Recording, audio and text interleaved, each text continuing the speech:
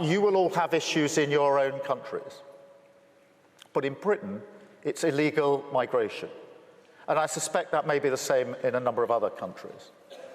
For too many years, it's been too easy for people to come here, slip into the shadow economy, and remain here illegally. Because, frankly, we've been squeamish about saying things that are clearly true. It's not just that it's not compassionate left-wing politics to rely on labour that exploits foreign workers and undercuts fair wages, but the simple fact that every nation needs to have control over its borders. We do need to know who is in our country.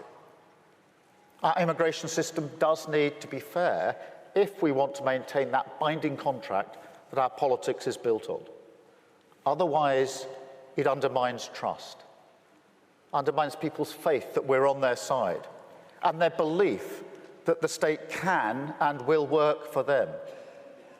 And that is why today I am announcing this government will make a new free-of-charge digital ID mandatory for the right to work by the end of this Parliament.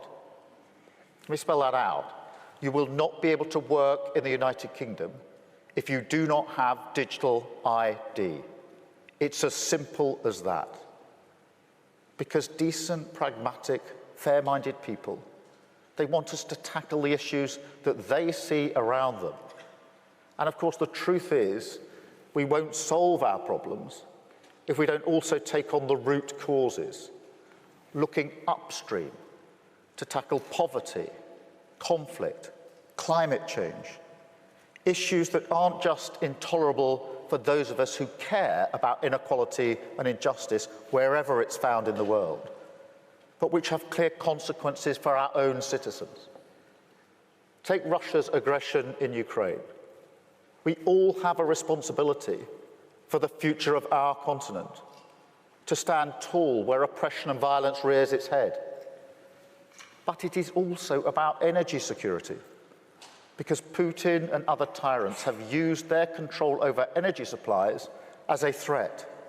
They've pushed up energy bills, threatened to keep doing so unless they get their way. And that's why we're investing in our own energy, sovereign control over our own future, whether that's nuclear, wind, solar power. Now, this will create good jobs, but it will also take the boot of tyrants like Putin off our throat.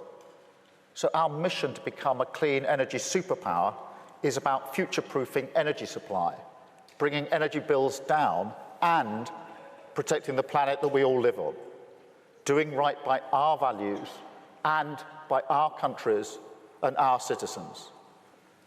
Because in this era, we must be the nation builders. We must be the patriots in our countries. We must show working people that we, and only we, can deliver the pride and belonging they seek. Their communities strong, cohesive, changed for the better, taking control of our future, tackling the big challenges, whether that's climate change or illegal migration, not shying away from them. That is how we win. That is how we rebuild. That's how renewal defeats grievance.